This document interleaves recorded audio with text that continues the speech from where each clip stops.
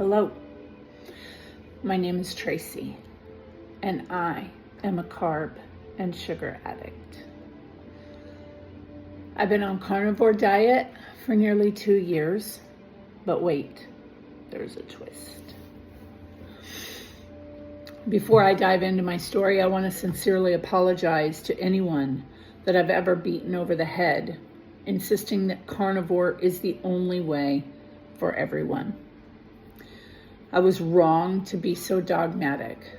These last 2 years have taught me a lot and completely changed my perspective. This video and confession was sparked by a conversation that I had with a stranger online. She insisted that everyone should be a vegan. And she even used the Bible to justify her points, which you know that I absolutely love it when people use the Bible to justify their agendas. But she was harsh and unkind and self-righteous in her delivery. And the truth is, I recognize that attitude because I used to be that person. Very self-righteous. I knew everything. Sometimes I'd borderline on it, even today. The grace of God keeps me out of trouble for the most part. I now fully understand that our words can be very destructive, and they can actually, they're actually why Paul and other biblical writers warned so strongly about creating stumbling blocks for others. What we think of as passion can easily derail people, discourage somebody, or rob them of their peace, or even cause them to lash out in anger. As believers, it's not our job to ensure that everybody else is not deceived. It's our job to make sure that we're not deceived. With that said, I would like to share my story because I believe it gives a lot of insight as to why I ended up with the relationship with food that I did. So, I grew up in a house that was, would be considered poverty. We were poor and food was scarce sometimes. So from a very young age, I started hiding food in my room so that I wouldn't have to share my food with others. I was forced to finish everything that was on my plate, whether I liked it or not, which left me with very deep-seated hatred for many nutrient-rich foods that were forced on me. Stuff like liver. I can't stand it. I think it's why I maybe don't like eggs as much as I don't like eggs now. Just little things like that, but I digress. By 15, I was a full-blown junk food junkie, drinking at least a 12-pack of Pepsi a day, eating sugary cereals and avoiding vegetables like the plague. Fruit was my only healthy option, but only because it had sugar and was sweet.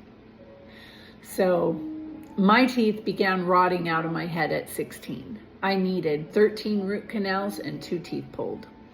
And that began a lifelong battle with oral health for me, later being diagnosed with periodontal disease. Around that time, I also became addicted to drugs, which lasted until I was 24. After having my son, my diet shifted a bit, more home-cooked meals, more of a meat and potatoes Southern style of eating. It's what I knew. But I was still heavily addicted to sugar and processed carbs, having little to no willpower, self-control, or even insight as to what they were doing to my health at the time. I was still kind of young. I weighed about 230 pounds after giving birth to him and spent the next 27 years stuck in a miserable cycle of trying and failing to lose weight. I tried everything. I did the fen-phen. I did every type of diet pill over the counter, eating less, and later really experimenting with different diets and elimination protocols and trying to figure out what exactly was going on with my body. For years, I adopted the lie that I was never going to lose the weight because I did methamphetamines for so long that was going to make it impossible for my body to ever give up the weight. And that was a lie. I know that's a lie now. So anyways, the best I ever managed to get down to was 205. And that was back in 2005. Other than that, I pretty much teetered anywhere between 220 and 240 pounds. Carrying that weight wrecked my body.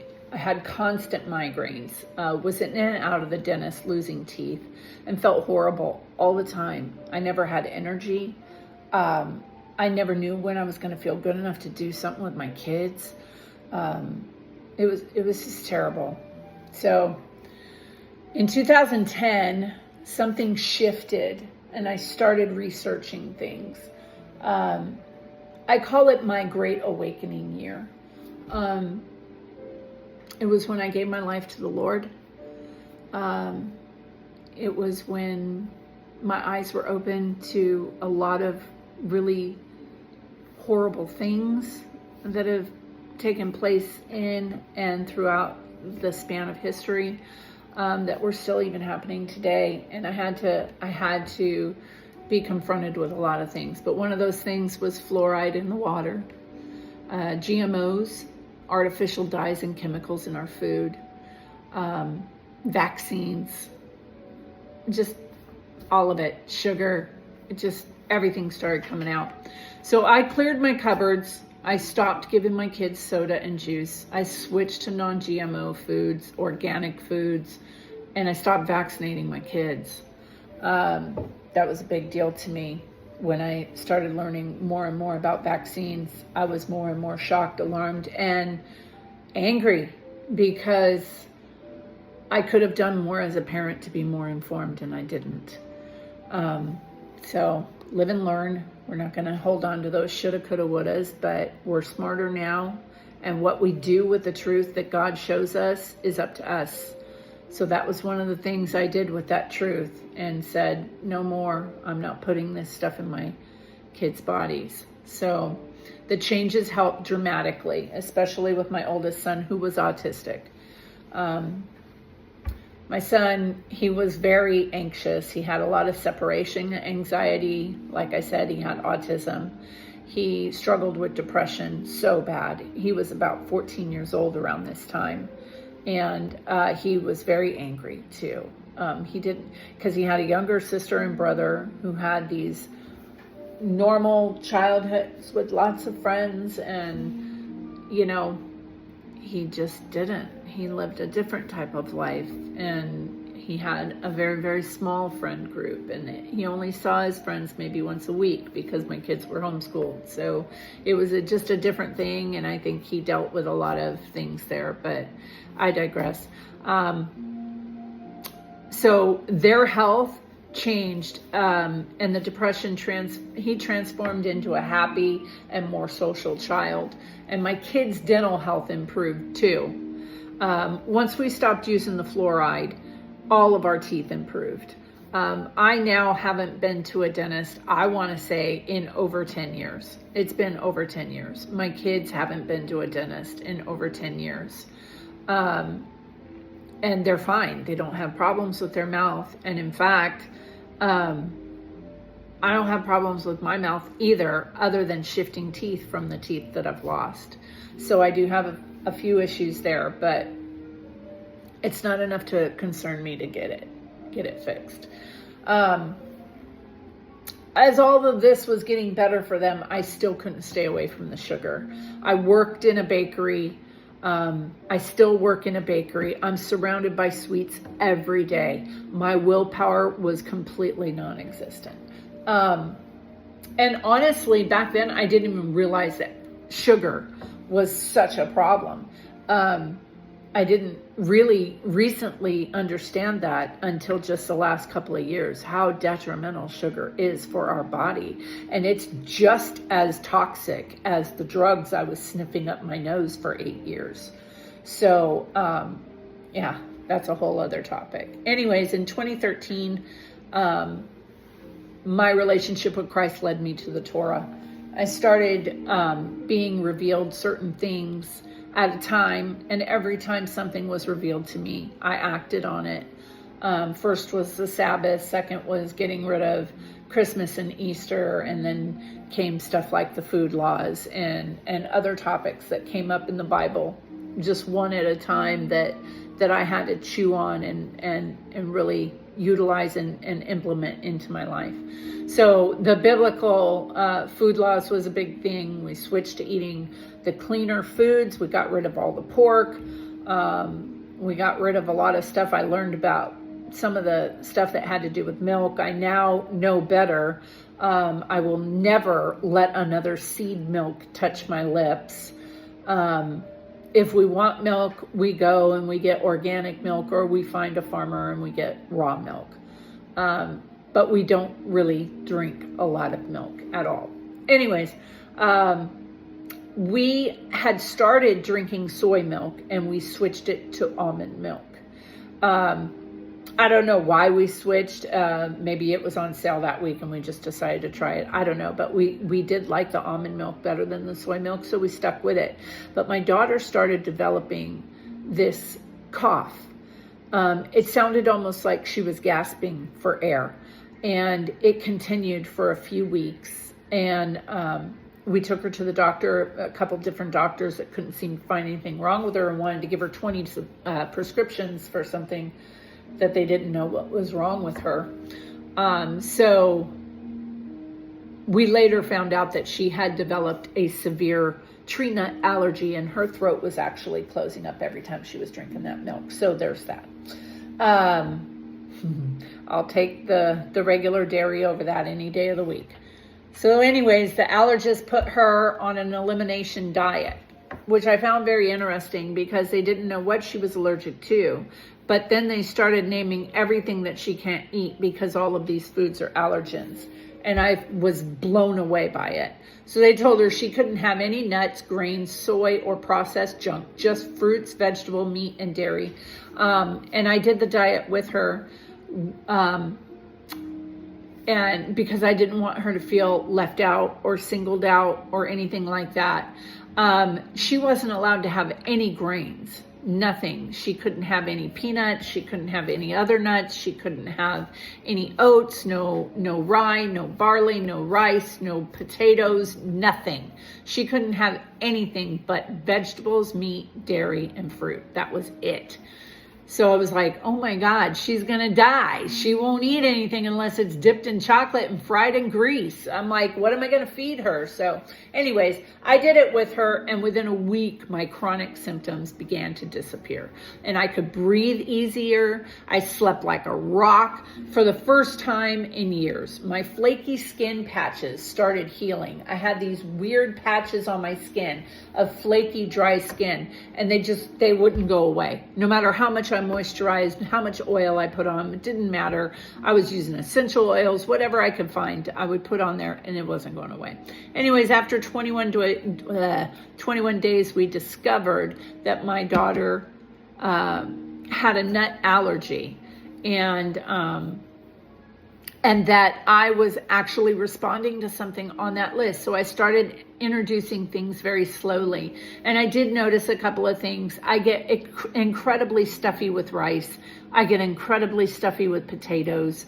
But what really triggered me the most was the gluten. So anything bread or flour related was just completely off limits. And I stayed that way. I stayed gluten-free, realizing that I was really highly sensitive to it for quite a while. And I felt better, but eventually I just slipped back into old habits because it's expensive to keep up on a gluten-free diet. It's expensive to buy all the gluten-free breads. It's expensive to buy all the gluten-free snacks, which will eventually lead you back to sugar, by the way, just to say that. But anyways, I slipped back into the old habits, and all of my symptoms came roaring back. The patch came back on my skin, everything. I then spent years experimenting with diets on and off. So I did the gluten-free stuff, and I really did try. Even though I wouldn't say I was gluten-free completely, I really did try to avoid gluten at any cost. Meaning that I switched out pasta for brown rice pasta. Whenever possible, I would forego bread. Or I would have the Udi's buns, you know. So I really did try to stay away from the gluten. Funny story, side note. What many people who have celiac disease do not understand is that all grains have gluten proteins in them. 120 different strands of gluten proteins out there, you guys. It's not just white flour. It's in rice, it's in oats, it's in every grain. So if you have celiac disease and you're still exhibiting symptoms, it's because you need to go 100% grain-free, which is a nail in a coffin for somebody who's trying to be a vegan who has a gluten allergy. So anyways, I did the whole gluten-free on and off for years. I eventually did gluten-free and dairy-free. I did gluten-free, dairy-free, and sugar-free at one point, which left me with basically no options for food whatsoever. I did pescatarian for 3 months. I did vegetarianism for 6 months. I did vegan for like a week, and I wanted to kill myself. So I went back to eating the vegetarian. Because I can't eat raw foods. I don't dig them. I don't like them. I don't like chickpeas that much. I just cannot do veganism. And anybody who has the fortitude or the self-discipline to do it, hands off to you. Knock yourself out. I see that as a very problematic diet, but I'm not here to tell you what's going to work for you. Period. I'm not going to make that mistake no more. You do you and let me do me. And nobody's going to die and nobody's going to be misled and nobody is going to hell. Let's just put that out there. So anyways, I did all of these diets on and off and nothing worked long term.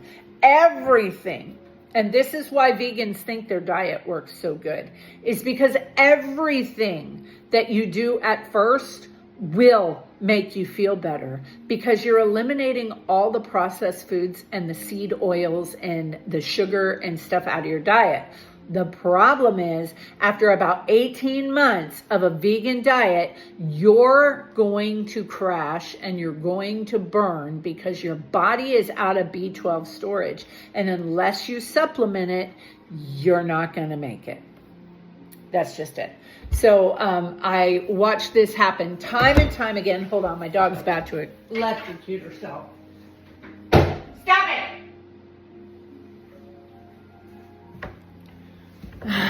I don't want that to be one of those she'll only do it once type things. So anyways, so most of the diets that I tried actually made me feel worse. The more kale and green smoothies I choked down, the worse I felt, the sicker I got. I couldn't even understand it. I said, dude, all I'm eating is vegetables and fruit all day. How do I feel this bad? I don't even understand. On top of it, I'm starving. I'm just starving. So I developed after, I'm gonna kill this dog. Hold on one second. Stop it! No, you're gonna hurt yourself. Raising a puppy, I swear it's just like raising a kid. Anyways, so I ended up developing, after years of all of this bad eating and stuff, I ended up developing a rash on my face. And I want to say, I've gone back in pictures, and I'm going to share some of those pictures with you at the end of this video. I've gone back, I think, to like 2016 in my Snapchat files to find pictures. And I want to say it started getting really bad around 2016. And it was across my nose and across my cheeks, and it would hit my chin sometimes. I was super, super sensitive to the sun as well. I would sunburn so fast, and I would get blisters if I went out in the sun. That doesn't happen anymore. So anyways, I had chronic joint pain and debilitating migraines. I would say I would get up to 6 to 10 migraines a month. And they actually started morphing into cluster headaches. I don't know if you know anything about those, but that's a migraine headache that will last sometimes days or weeks.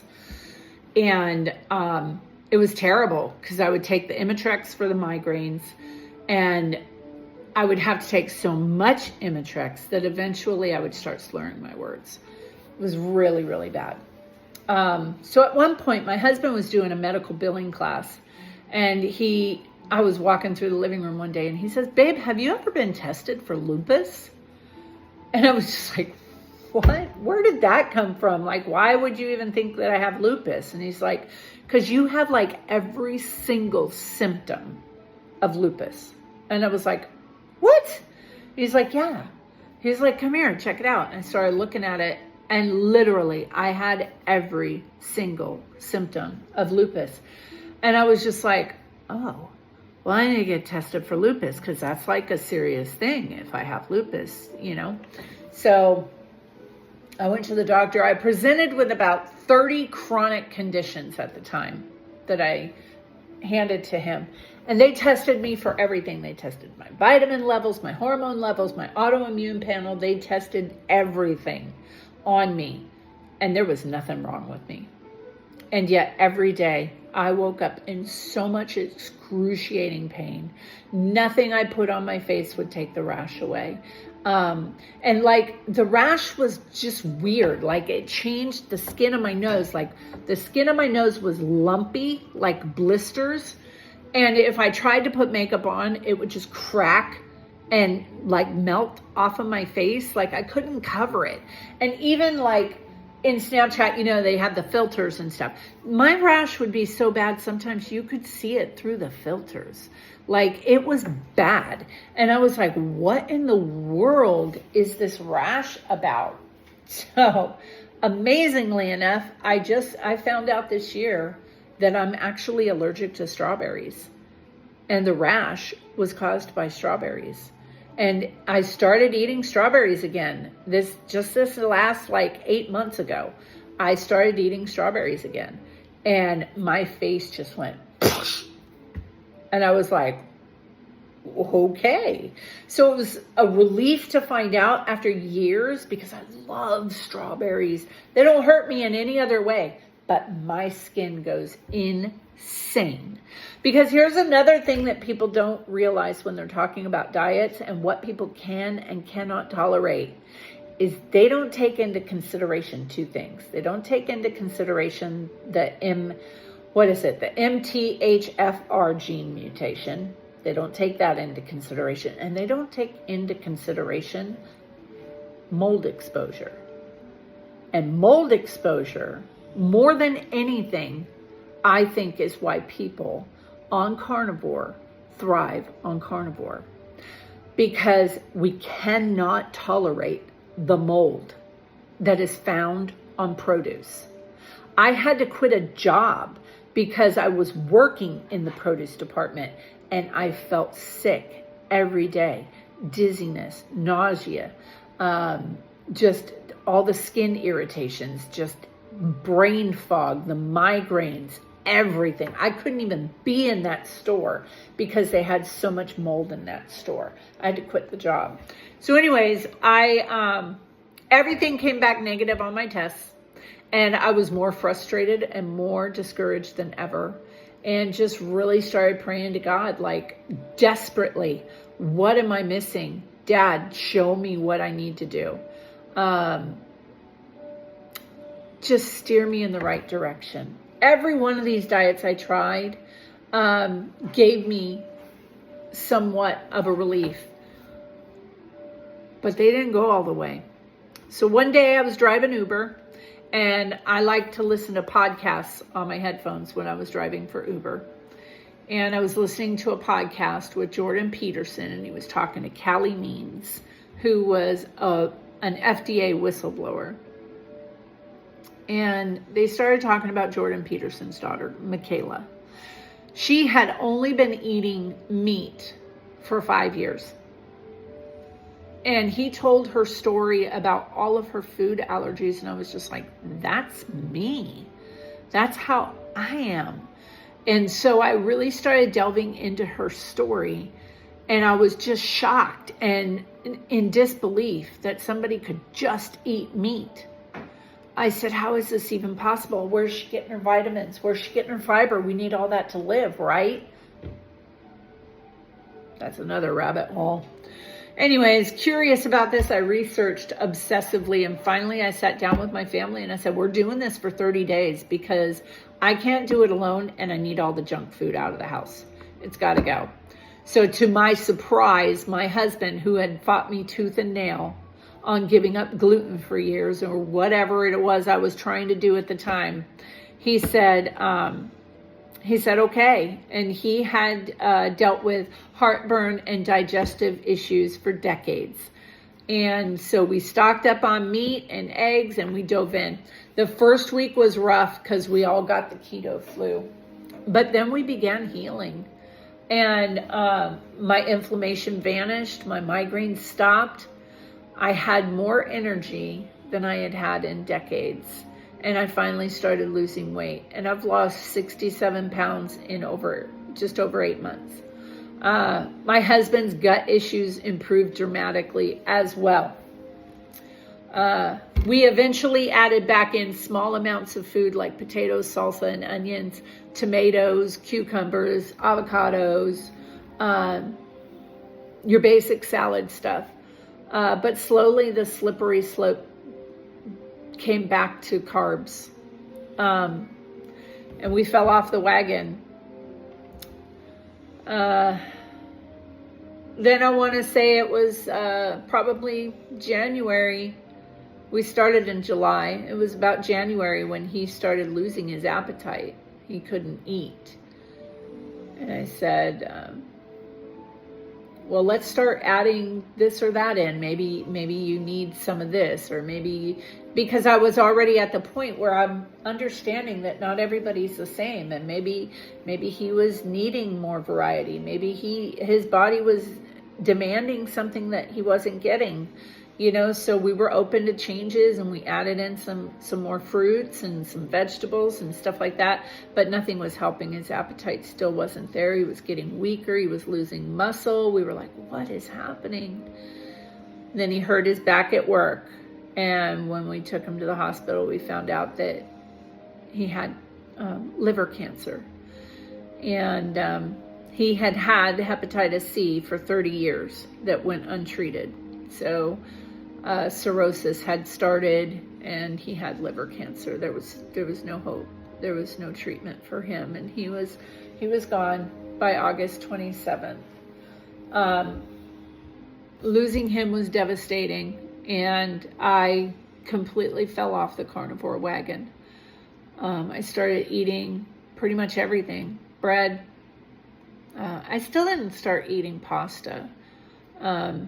Because I don't eat a lot of cheese, and I like cheese on my pasta.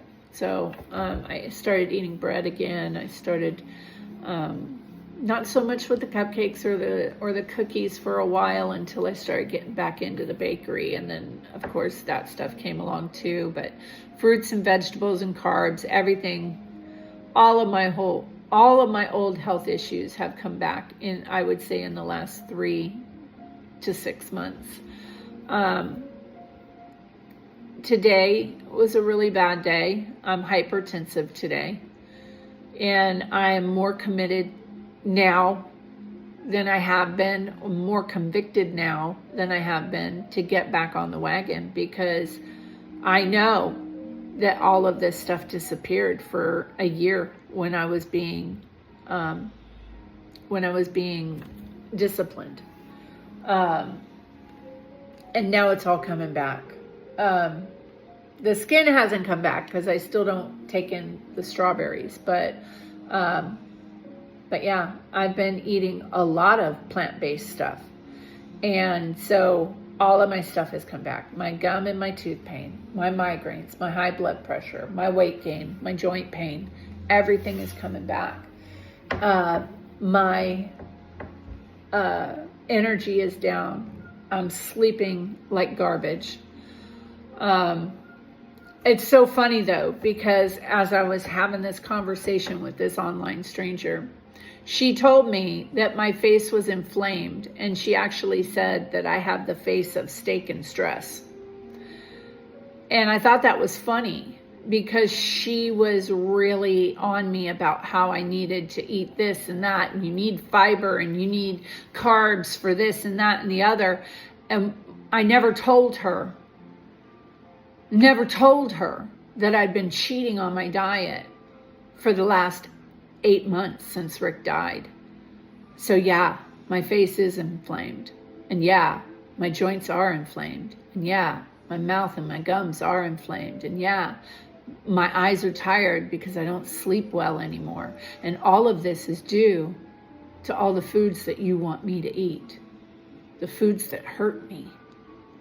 These are foods that slowly kill me. And these are foods that if I continue eating them, I'll end up with cancer, because they're killing my body.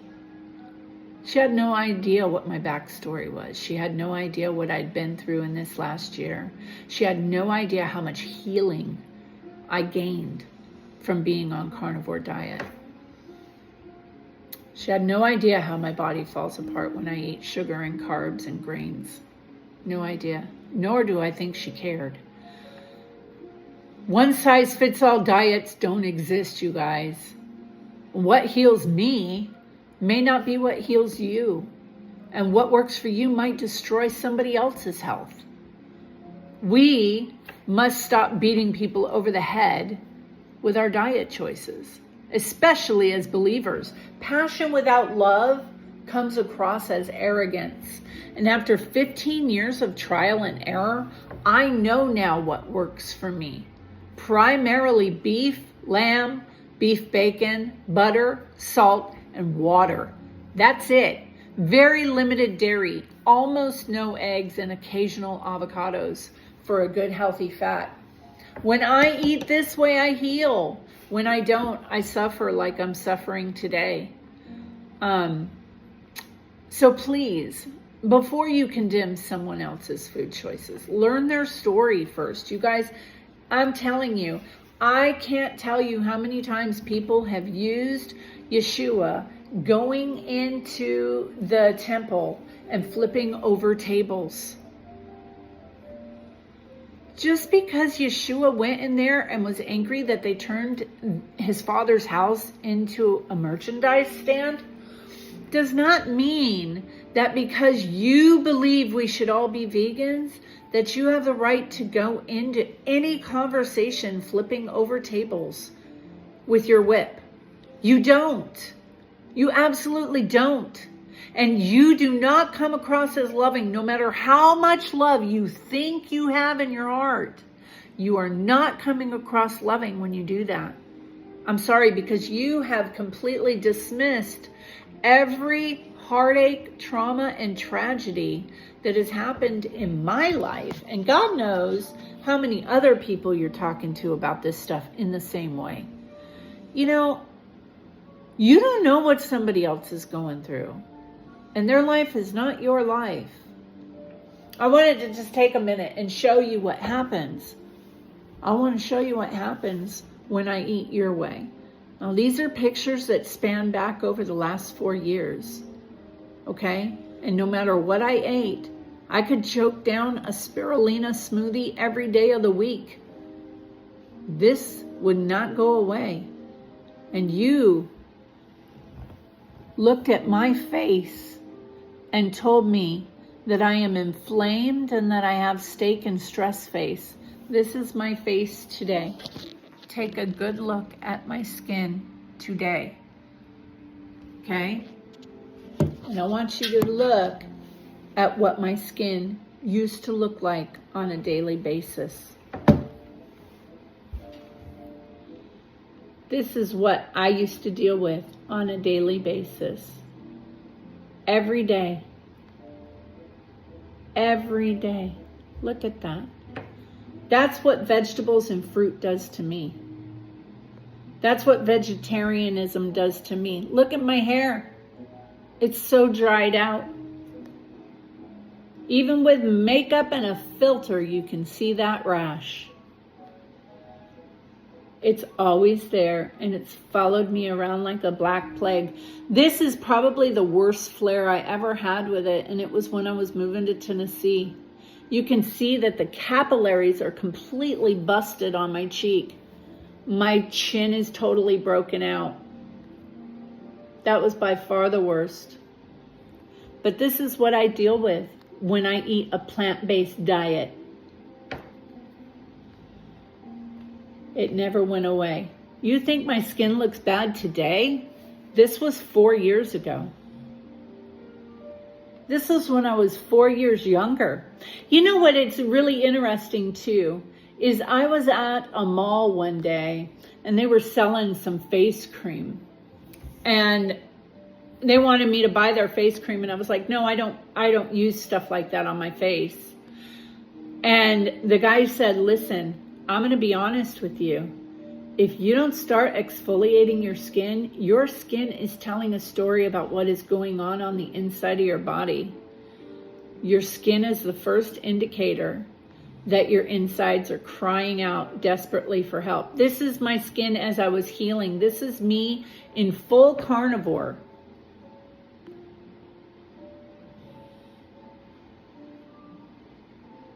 Full carnivore. That rash is finally gone.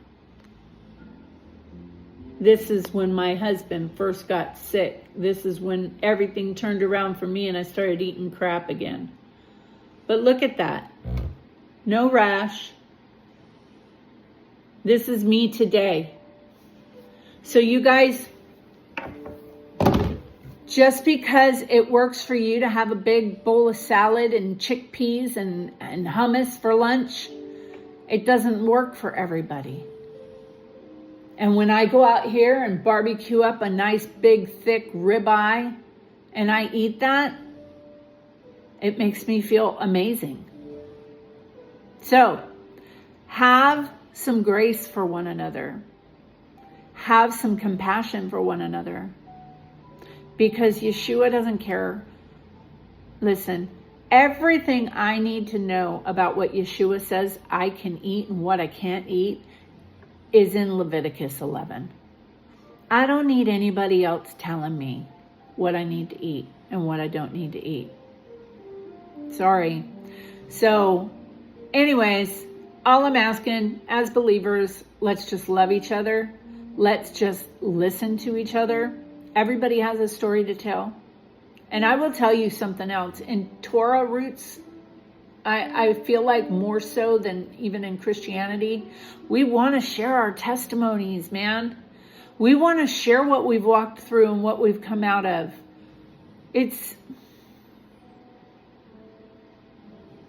And I used to be that self-righteous person, you guys. You can't be that way. And I pray that Yeshua softens your heart and gives you that heart of flesh, because you need it. Stop fighting him on it. Your way is not the only way. Do things his way. Love you all. Shalom.